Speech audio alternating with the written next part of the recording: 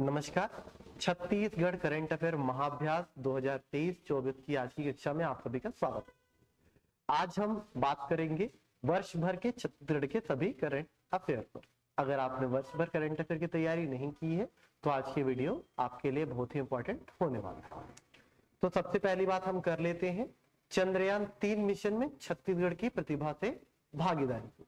तो चंद्रयान 3 मिशन में छत्तीसगढ़ के 4 युवाओं ने भाग लिया, ठीक है। अलग अलग शहर से थे और छत्तीसगढ़ का नाम रोशन किया। तो पहली जो बालिका है, ठीक है, रायपुर से थी, खुशबू श्रीवास। दूसरे बालक अंबिकापुर से थे, इनका नाम है निशांत कुमार। तीसरे नंबर पर ये जो बालक थे वो महासमुंद से थे, ज्ञानेंद्र कुमार नाम है। और चौथे नंबर पर दुर्ग से भरत कुमार, इन्होंने भाग लिया और भाग लेकर के छत्तीसगढ़ का परचम लहराया। जो चंद्रयान 3 मिशन में छत्तीसगढ़ के 4 लोगों ने भाग लिया। इसके बाद याद रखिएगा छत्तीसगढ़ में कुल अनुविभागों की संख्या बढ़कर के 122 हो गई है और तहसीलों की संख्या कुल 250 हो गई है। तो अनुविभाग 122 और तहसीलों की संख्या 250 हो गई है। इसके बाद याद रखिएगा दोस्तों, माननीय भूपेश बघेल छत्तीसगढ़ के पूर्व मुख्यमंत्री रहे। इन्हें देश का दूसरा सबसे, ठीक है, क्या लोकप्रिय मुख्यमंत्री माना गया है। पहले मुख्यमंत्री उड़ीसा से है, ठीक है, इनका नाम है नवीन पटनायक, जबकि दूसरे लोकप्रिय मुख्यमंत्री देश के श्री भूपेश बघेल है। इसके बाद याद रखिएगा दोस्तों, कांकेर के नथिया नवा गांव में मिलेट का सबसे बड़ा प्रोसेसिंग सेंटर लगा है, ठीक है। तो ये हमारे लिए अच्छी बात है। मिलेट का सबसे बड़ा प्रोसेसिंग सेंटर कहां लगा है? तो कांकेर जिले के नथिया नवा गांव। इसके बाद याद रखिएगा, ठीक है, 9 दिन के मेहनत के बाद नगरनार प्लांट, नगरनार कहाँ है, हम चर्चा करते हैं हमेशा, नगरनार बस्तर में। नगरनार बस्तर में मेटल से बना हुआ HR कॉइल तैयार किया गया। हॉट मेटल से बना है ये, हॉट मेटल से बना एक HR कॉइल तैयार किया गया है नगरनार प्लांट बस्तर। इसके बाद याद रखिएगा लारा, NTPC का एक प्लांट है लारा, जो कि बिजली बनाने का काम करता है। और लारा की स्थिति कहाँ है? तो जिला रायगढ़, तहसील पुसौर में ये स्थित है लारा। और लारा UMPP में आता है, अल्ट्रा मेगा पावर प्लांट में। और 2014 से लारा बनना चालू हुआ था, 2019 में शुरू करने का प्रोजेक्ट था, ठीक है, लेकिन 2021 में ये शुरू हुआ। यहाँ पर 2400 मेगावाट एनर्जी का उत्पादन वर्तमान में किया जा रहा है, लेकिन यहां पर 1600 मेगावाट अतिरिक्त एनर्जी का उत्पादन करने के लिए सरकार से मान्यता मिल गई है। तो लारा अब 800 मेगावाट और 800 मेगावाट 2 संयंत्रों के साथ अब 1600 मेगावाट अतिरिक्त ऊर्जा का उत्पादन करेगा, ठीक है। याद रखिएगा NTPC जो है केंद्र सरकार की प्लांट है और केंद्र सरकार यहां पर जब भी प्लांट लगाती है, किसी भी स्टेट में लगाती है, तो वहां के लोगों को रोजगार मिलता है। इसके साथ साथ वहां के लोगों को कुछ बिजली वो फ्री में देता है और इसके साथ साथ बाकी जो बिजली रहती है वो उसको अपने, ठीक है, हिसाब से क्रय विक्रय करता है। इसके बाद आप लोग याद रखिएगा, ठीक है, वन अधिकार से संबंधित तथ्य, वन अधिकार से भी क्वेश्चन आपसे पूछा जा सकता है। तो 5,17,096 वन अधिकार का पट्टा, वन अधिकार का जो पट्टा है दोस्तों 5,17,096 ये वितरित किया गया है पूर्व सरकार के द्वारा। इसके बाद याद रखिएगा दोस्तों, ठीक है, 1320 मेगावाट एनर्जी के उत्पादन के लिए राज्य सरकार ने पहल की है और कोरबा में, ठीक है, CSEB छत्तीसगढ़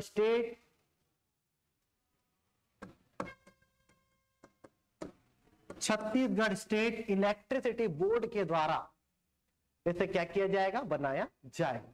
तो 1320 मेगावाट अतिरिक्त ऊर्जा के लिए हम तैयार हो गए हैं। कोरबा में इस प्लांट को लगाया जाएगा और स्वर्गीय राजीव गांधी के नाम पर इसका नामकरण किया जाएगा, ठीक है। तो याद रखिएगा दोस्तों। इसके बाद याद रखिएगा गेवरा, कोरबा में जो गेवरा है वो एशिया की सबसे बड़ी कोयला उत्पादक कंपनी बनी है, ठीक है। एशिया की सबसे बड़ी कोयला उत्पादक कंपनी के रूप में गेवरा का नाम आया है। तो आप लोग इसको याद रखिएगा दोस्तों, बहुत ही ज्यादा इंपॉर्टेंट फैक्ट है गेवरा। इसके बाद याद रखिएगा, इसके बाद जो इंपॉर्टेंट फैक्ट है 15 जून 2023, 15 जून 2023 से छत्तीसगढ़ को मलेरिया मुक्त घोषित किया गया है। छत्तीसगढ़ को मलेरिया मुक्त घोषित किया गया है 15 जून 2023। ठीक है, याद रखिएगा। इसके बाद एक और डेट को याद रखिएगा, 1 मई। 1 मई को हमेशा हम लोग क्या करते हैं, अंतरराष्ट्रीय श्रम दिवस का आयोजन करते हैं। तो ये याद रखिएगा, प्रश्न में पूछा गया था। ठीक है, विश्व पर्यावरण दिवस को बहुत बार पूछा गया है। ठीक है, तो ये डेट को भी आप याद कर लीजिएगा। जो 1 मई है इसे अंतरराष्ट्रीय श्रमिक दिवस या फिर अंतरराष्ट्रीय श्रम दिवस के रूप में मनाया जाता है। ठीक है, इसके बाद याद रखिएगा, छत्तीसगढ़ में बहुमूल्य खनिजों की प्राप्ति। तो बहुमूल्य खनिजों की प्राप्ति में पहला स्थान है लिथियम का, और लिथियम का प्रयोग जो है शुष्क बैटरी के निर्माण में किया जाता है। आप सभी को पता है, मोबाइल के पीछे जो बैटरी लगी होती है उस बैटरी के निर्माण में, ठीक है, लिथियम का प्रयोग किया जाता है। तो शुष्क बैटरी के लिए लिथियम, और लिथियम की प्राप्ति छत्तीसगढ़ के कोरबा के कटघोरा ब्लॉक और सुकमा के गोविंदपाल मुंडपाल वाले क्षेत्र से हुई है। दूसरा है ग्लूकोनाइट। एक ग्लूकोनाइट जो है, ठीक है, कृषि और रासायनिक उर्वरक बनाने में इसका प्रयोग किया जाता है। याद रखिएगा, बलौदाबाजार और महासमुंद वाले क्षेत्र से ग्लूकोनाइट की प्राप्ति हुई है। इसके बाद याद रखिएगा, निकिल और क्रोमियम। निकिल और क्रोमियम का प्रयोग भी बैटरी के निर्माण में होता है। ठीक है, इसकी प्राप्ति भी महासमुंद और महासमुंद के अलावा राजनांदगांव वाले क्षेत्र से हुई है। ठीक है, किसकी प्राप्ति हुई है भाई, निकिल और क्रोमियम की, और इसका प्रयोग किया जाता है शुष्क बैटरी के निर्माण। इसके बाद याद रखिएगा, सोना मतलब गोल्ड। गोल्ड की प्राप्ति आपको महासमुंद से हुई है। एक्चुअल में 1 साल पहले भी महासमुंद से गोल्ड हम लोगों ने खोजा था, लेकिन अभी महासमुंद के छनत नाम के एरिया में, छनत नाम के एरिया में, ठीक है, क्या किया गया है, गोल्ड को खोजा गया है। इसके अलावा बलौदाबाजार में कुछ और नवीन जगह है जहां पे हमको गोल्ड मिला है। इसके बाद याद रखिएगा, मैग्नीज। स्टील फैक्ट्री में, लोहा फैक्ट्री में मैग्नीज का इस्तेमाल होता है, और मैग्नीज हम लोग आयात करते थे, आप सभी को पता है, बालाघाट मध्य प्रदेश थे। भिलाई स्टील प्लांट को हम जब भी देखते हैं, हम पढ़ते हैं भिलाई स्टील प्लांट को मैग्नीज की आपूर्ति, तो मैग्नीज की आपूर्ति कहां से होती है, बालाघाट मध्य प्रदेश से होती है ना। इसके अलावा मलाजखंड से भी हो रही थी, है ना, मैग्नीज की प्राप्ति। छत्तीसगढ़ में रतनपुर वाले सेक्शन से, रतनपुर बिलासपुर वाले सेक्शन से और बलरामपुर वाले सेक्शन से आपको मिलेगा, देखने को मिलेगा क्या, मैग्नीज। इसके अलावा टिन तो मिलता ही है दंतेवाड़ा से। यहाँ पर कुछ और नए क्षेत्र खोजे गए हैं, आप सभी को पता है। ठीक है, टिन क्या है, एक जंगरोधी है। ठीक है, लोहे के ऊपर टिन की परत चढ़ा करके लोहे को जंगरोधी बनाया जाता है। इसके बाद राजस्व की बात कर लेते हैं। ठीक है, अप्रैल 2022-23 में राजस्व की बात कर लेते हैं। तो राजस्व हमको मिला है 12,941 करोड़ रुपए इस वर्ष। ठीक है, या फिर पिछले वर्ष, पिछले वित्तीय वर्ष की अगर हम बात करें तो पिछले वित्तीय वर्ष में हमको राजस्व मिला है, ठीक है, 12,941 करोड़ रुपए।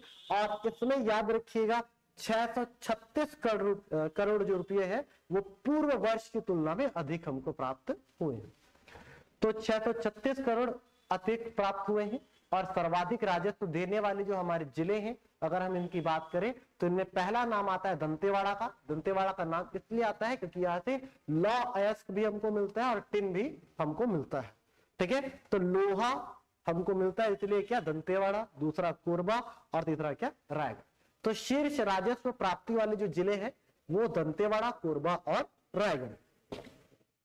अगर हम बात करेंगे खनिज की, ठीक है, शीर्ष राजस्व प्रदान करने वाले खनिज की, तो नंबर 1 पर आता है लोहा। और लोहा के बारे में आप सभी जानते हैं कि लोहा क्या है, लोहा सर्वाधिक रॉयल्टी प्रदान करने वाला खनिज। ठीक है, तो लोहा नंबर 1 पर आता है।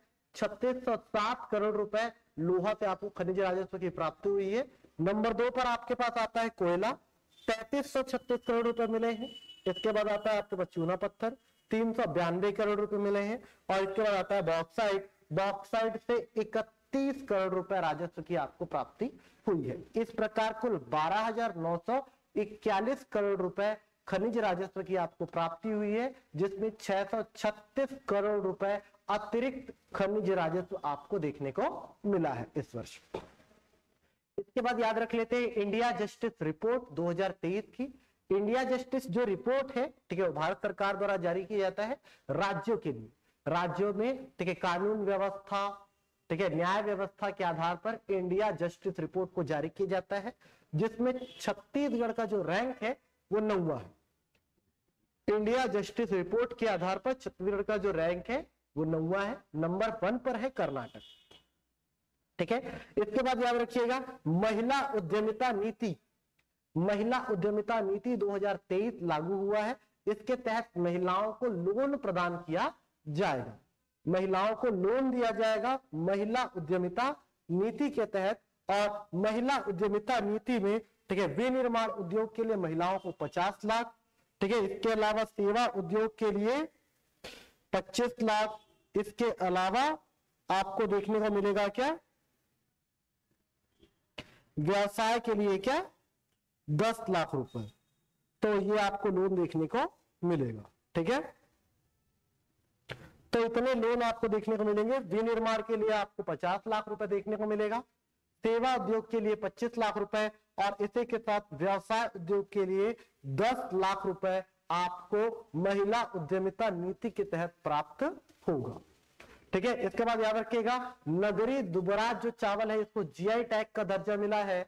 नगरी दुबराज चावल जो कि धमतरी जिले में उगाया जा रहा था, ठीक है, और मां दुर्गा स्व सहायता समिति के द्वारा नगरी दुबराज चावल को उगाया जा रहा था, इसे जीआई टैग का दर्जा मिला है, ठीक है। और ये इंदिरा गांधी कृषि विश्वविद्यालय रायपुर के सहयोग के तर्ज पर उगाया जा रहा था। तो इस चीज को याद रखिएगा, ये आपके काम में आएंगे।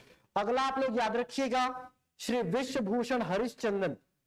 श्री विश्वभूषण हरिश्चंद्रन छत्तीसगढ़ के 9वें राज्यपाल के रूप में, ठीक है, शपथ लिए हैं। श्री विश्वभूषण हरिश्चंद्रन 23 फरवरी 2023 को श्री विश्वभूषण हरिश्चंद्रन ने नवीन राज्यपाल के रूप में शपथ लिया है। याद रखिएगा पूर्व छत्तीसगढ़ के हाईकोर्ट के मुख्य न्यायाधीश श्री अरुण कुमार गोस्वामी ने, श्री अरुण कुमार गोस्वामी ने इन्हें शपथ दिलवाया है, ठीक है, छत्तीसगढ़ के राज्यपाल के रूप में।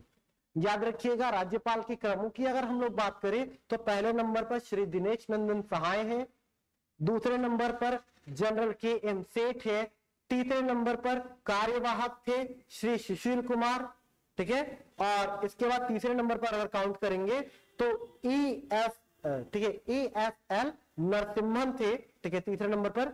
चौथे नंबर पर श्री शेखर दत्त थे, पांचवें नंबर पर राम नरेश यादव थे, छठवें नंबर पर श्री बलराम टंडन थे, सातवें नंबर पर श्रीमती आनंदीबेन पटेल थी जो कि MP और CG की एक साथ में राज्यपाल थी। इसके बाद श्री अनुसुईया उइके थी। इसके बाद क्या, श्री विश्वभूषण हरिश्चंद्रन ये 9वें नंबर पर छत्तीसगढ़ के राज्यपाल बने हैं और इन्हें अरुण कुमार गोस्वामी ने क्या दिलाया है, शपथ दिलवाया है। तो याद रखिएगा। इसके बाद याद रखिएगा एक विधेयक पारित हुआ है, ठीक है, मीडिया कर्मी सुरक्षा विधेयक 2023, ठीक है, तो इसे भी याद रखिएगा। इसके बाद अगला याद रखिएगा हाई कोर्ट के नए जो हमारे उच्च न्यायालय छत्तीसगढ़ उच्च न्यायालय के मुख्य न्यायाधीश बने हैं, इनका नाम है रमेश सिन्हा। रमेश सिन्हा छत्तीसगढ़ के 15वें मुख्य न्यायाधीश, रमेश सिन्हा छत्तीसगढ़ के 15वें मुख्य न्यायाधीश के रूप में शपथ लिए हैं और उन्हें, ठीक है, शपथ दिलवाया है श्री विश्वभूषण हरिश्चंद्रन ने, ठीक है, श्री विश्वभूषण हरिश्चंद्रन ने इन्हें क्या दिलवाया है, शपथ दिलवाया है, याद रखिएगा। इसके बाद राम वन आगमन मार्ग के रूप में 10 स्थानों को चिन्हित किया गया है जिसको मैंने आपको हिस्ट्री में समझाया है। इसके बाद एक रेडियो संगवारी आया है। रेडियो संगवारी छत्तीसगढ़ के, ठीक है, पहले जो छत्तीसगढ़ के भूपेश बघेल थे पूर्व मुख्यमंत्री, उन्होंने छत्तीसगढ़ संगवारी को लॉन्च किया है, ठीक है। छत्तीसगढ़ का छत्तीसगढ़ी में पहला डिजिटल रेडियो स्टेशन ये होगा। इसके बाद मनरेगा की मजदूरी की बात करेंगे तो 221 रुपए मनरेगा की मजदूरी हो गई है, ठीक है। सबसे ज्यादा मजदूरी आपको हरियाणा में देखने को मिलेगा 357, छत्तीसगढ़ में मजदूरी दर है 221 रुपए। इसके बाद याद रखिएगा पीएम श्री, प्रधानमंत्री स्कूल को, ठीक है, इसको प्रधानमंत्री स्कूल फॉर राइजिंग इंडिया के रूप में स्थापित किया जा रहा है। इसकी मान्यता प्रदान करने के लिए, ठीक है, प्रावधान किए जा रहे हैं। 211 स्कूल को पहले चरण में चुन लिया गया है और, ठीक है, ऐसा कहा जा रहा है कि 14,500 स्कूल देश भर में इसके लिए खोले जाएंगे। छत्तीसगढ़ में, ठीक है, कुछ स्कूल चुने गए हैं और प्रदेश में कुल कितने स्कूल चुने गए हैं? तो 211 स्कूल चुने गए हैं। 7वां प्लास्टिक पार्क स्थापित होगा छत्तीसगढ़ में, इस बात को याद रखिएगा, 7वां प्लास्टिक पार्क। इसके बाद कोरबा के जंगलों में आपको देखने को मिलेगा दुर्लभ ऑटर, ऑटर का मतलब होता है ऊदबिलाव, ऊदबिलाव देखने को मिलेगा। एशिया के जंगलों में दुर्लभ है, दुर्लभ प्रजाति का है। मिलेट कार्निवाल की आज, ठीक है, बात करेंगे हम लोग। मिलेट को हम लोग, ठीक है, क्या कर रहे हैं, अभी आहार श्रृंखला में अपना रहे हैं और इसके लिए नारा भी दिया गया है, सेहत की चुनिंदा मोती, कोदो कुटकी रागी। तो मिलेट कार्निवाल का आयोजन किया गया है नेताजी सुभाष चंद्र बोस स्टेडियम रायपुर में किया गया था और यहाँ पर क्या मिलेट्स की उपयोगिता को आपको बताया गया है। इसके बाद याद रखिएगा महानदी जल विवाद चल रहा है उड़ीसा और छत्तीसगढ़ सरकार के बीच, ठीक है। इसके बाद याद रखिएगा नीति आयोग की आकांक्षा जिलों की डेल्टा रैंकिंग में, नीति आयोग के आकांक्षा जिले की डेल्टा रैंकिंग में छत्तीसगढ़ के नारायणपुर ने चौथे स्थान को प्राप्त किया है। और इसके बाद याद रखिएगा इंडिया गेट की तर्ज पर, इंडिया गेट की तर्ज पर भूपेश बघेल ने जगदलपुर में, ठीक है, अमर वाटिका का क्या किया है, निर्माण किया है और उसका उद्घाटन किया, ठीक है। देश के पहले रूरल इंडस्ट्रियल पार्क का उद्घाटन किया है भूपेश बघेल ने। ये तूरेनार बस्तर में है, देश का पहला रूरल इंडस्ट्रियल पार्क तूरेनार बस्तर में है, इसे भूपेश बघेल ने चालू किया है, याद रखिएगा। इसके बाद आईआईटी